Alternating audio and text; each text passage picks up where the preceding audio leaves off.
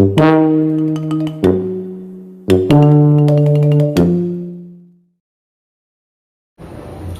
guys, kenalin nama gue Bening dari kelas 12 IPS 3. Pada kesempatan kali ini gue bersama teman-teman gue dari kelompok gue akan membuat sebuah podcast namanya Potra. Apa itu Potra? Podcast Sejarah. Oke, jadi sebelum kita mulai podcast hari ini, gue akan perkenalkan teman-teman gue satu persatu. Mulai dari sini ada Mutia, ada Piska, Naila, Ical, Deko, dan Nopal. Oke, kira-kira nih, lu pada udah tahu belum sih kita bakal bahas tentang apa pada podcast hari ini? Gue sih dapat bocoran ya. Ini pasti kita mau bahas politik apartheid. Oke, betul. Tapi sebelum kita ke pembahasan inti dari politik apartheid ini, gue pengen tahu, menurut kalian apa sih arti politik apartheid ini?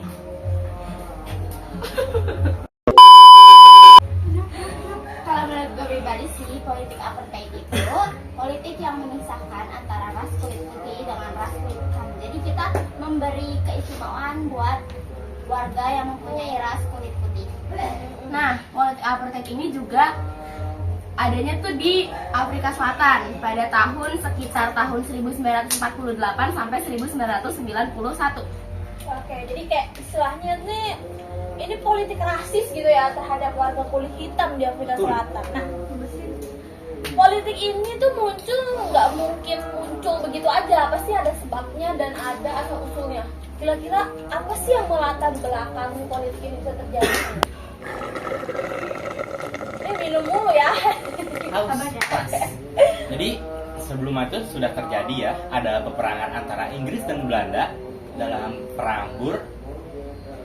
Dan perang itu terjadi pada tahun 1948 di Afrika Selatan dan dimenangkan oleh Inggris. Kemenangan Inggris inilah yang menjadi asal usul terciptanya politik apartheid. Inggris yang berhasil berkuasa di Afrika Selatan ini membuat sebuah kebijakan rasial yang membuat warga kulit hitam dan warga asli Afrika Selatan ini ditindas dan HAM-nya ini diambil gitu loh. Jadi nggak ada lagi kebebasan buat warga kulit hitam. Jadi kayak dibeda-bedakan gitu ya antara warga kulit hitam dan kulit putih. Tadi Nopal sempat gua dengar kayak politik ini menetapkan sebuah kebijakan. Nah, gue pengen tahu nih, kira-kira kebijakan-kebijakan apa aja sih yang diperlakukan pada saat politik apartheid itu berlangsung? Seingat gua tuh ada yang namanya tuh Land Act. Land Act ini sebuah larangan untuk kulit hitam mendirikan wilayah yang di luar wilayah yang sudah diterapkan oleh pemerintah Afrika Selatan.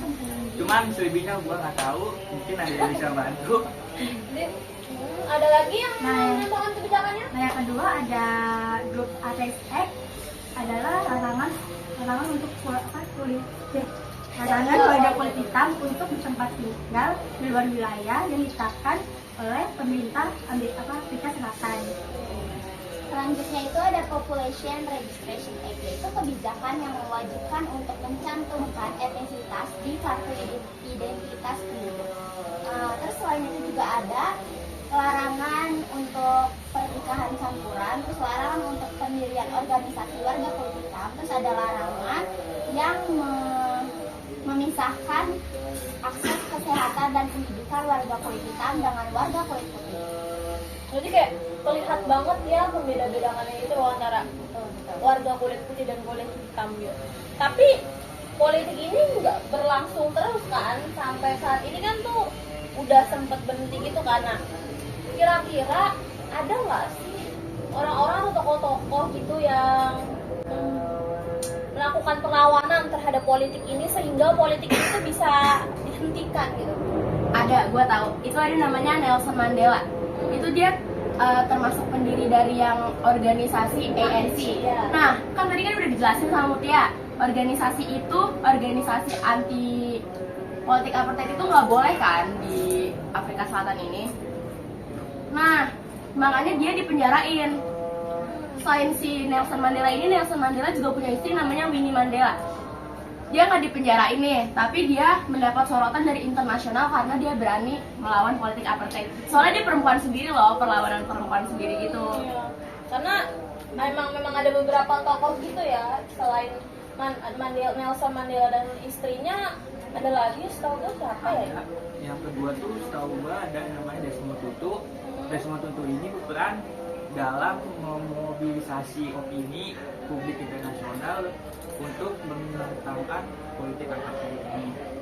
Terus ada dan menerapkan negara-negara Eropa sanksi ekonomi kepada Afrika Selatan. Gue lihat dari tadi si Deko di mana nih guys? Kita tanya Deko. Dek, menurut siapa tokoh selain dari? Tunggu nih gue berhenti nih. Kasian banget gak sih? Dia si Nova lagi makan sampai kaget. Tapi dulu ya guys, tadi kita jawab satu-satu. Ternyata Deko belum nih. Ketiga, Steve Biko. Oh, shit. Siapa tuh Dek? Adalah seorang aktivis yang mendirikan Black Consciousness Movement untuk membangkitkan kesadaran dan mengembangkan kebanggaan akan kebudayaan warga kulit hitam. Oke. Ada lagi nggak sih guys kira-kira? Apa segitu aja? Ada satu lagi, ada yang keempat, Oliver Tambo merupakan salah satu anggota ANC yang membantu memimpin gerakan perlawanan terhadap apartheid selama Mandela di penjara. Ia juga membangun dukungan internasional untuk gerakan anti apartheid dan juga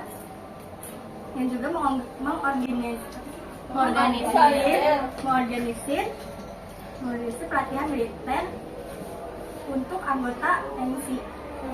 Jadi ANC ya. ANC. Jadi organisasi ini terus berjalan gitu ya, walaupun si Nelson tuh di penjara, ada aja gantinya gitu ya kan? Ini nama. 2,000 years later. Karena di politik ini tuh emang dari warga kulit hitam sendiri tuh pada menentang gitu ya, karena diperlakukan tidak adil. Emang siapa sih yang mau diperlakukan seperti warga kulit hitam itu? Britney.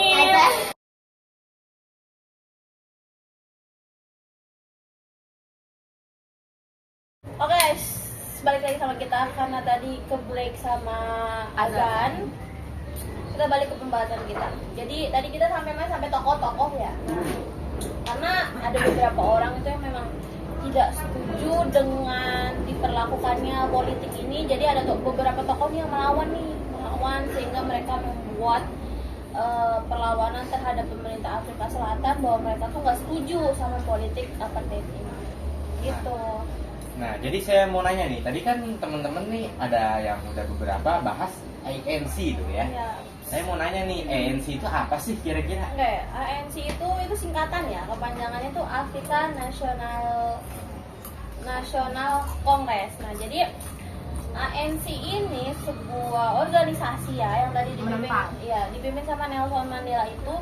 Organisasi ini didirikan untuk menentang, untuk melakukan perlawanan gitu terhadap pemerintah Afrika Selatan yang memperlakukan politik ini, yang membuat politik apartheid ini gitu. Jadi ANC ini tuh perkumpulan orang-orang, terus mereka bikin organisasi dan di situ tujuan utama mereka itu ya untuk menghilangkan politik ini supaya warga kulit hitam itu juga bebas dari politik ini.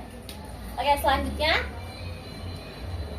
kan dari politik apartheid ini tuh sudah dijelaskan apa pengertiannya, latar belakangnya, sampai pada akhirnya ada beberapa organisasi yang melawan. Nah, karena adanya perlawanan dari beberapa orang nih di Afrika Selatan itu pasti kan ada terjadinya runtuhnya si politik apartheid ini kan.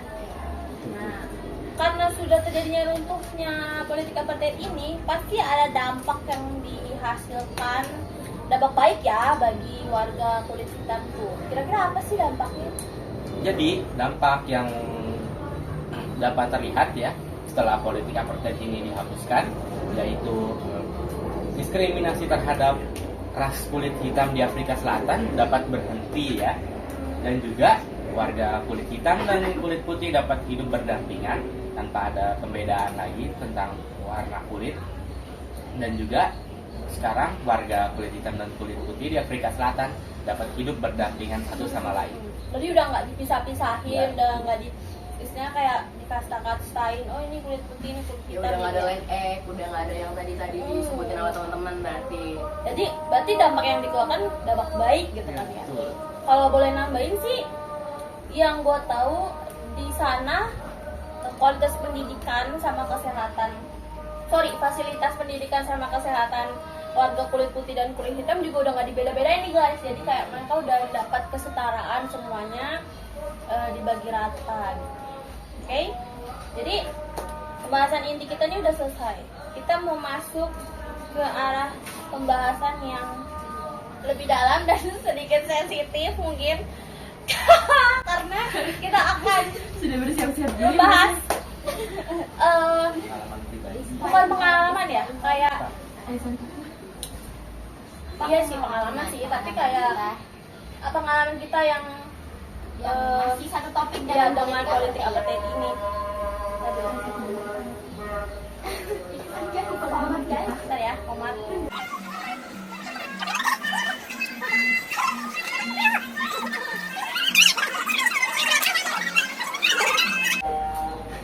Dah. Nggak habis. Oke guys, balik lagi. Tadi iklan lagi buat iklan, break lagi, ada komat.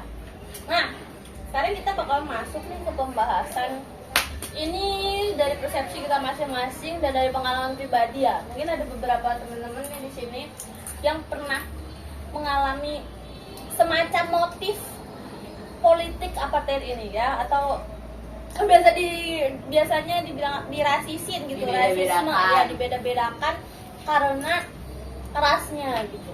Tapi sebelumnya, mau nanya dong, ras itu apa sih guys?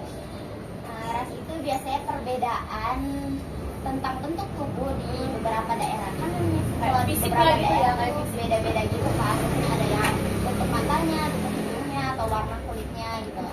Nah ya, jadi kita pasti ada yang pernah dirasisin karena ras kita masing-masing gitu. Karena Indonesia ini kan beragam ya rasnya gitu, ada yang dari ada yang suku Batak, suku Jawa, suku Padang gitu kan ya, Sunda gitu kan beragam. Berbeda-beda.